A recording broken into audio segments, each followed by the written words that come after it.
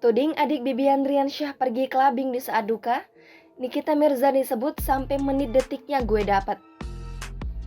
Nama Nikita Mirzani kembali menjadi sorotan netizen Indonesia pada Sabtu 11 Desember 2021. Setelah sebelumnya menyerang adik Bibi Andriansyah karena permintaan podcast ditolak karena alasan sedang berduka, kini Nikita Mirzani mengeluarkan fakta yang mengejutkan soal kakak beradik tersebut. Nikita Mirzani menyebutkan bahwa adik dari Bibi Andriansyah tersebut malah pergi ke sebuah tempat hiburan malam.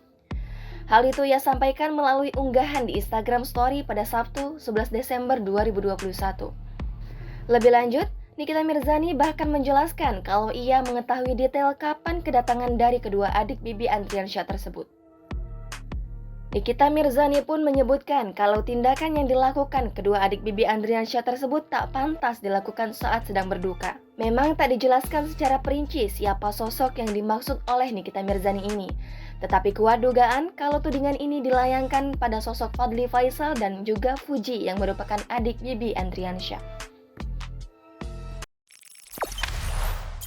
Jangan lupa subscribe, share, komen, dan like ya!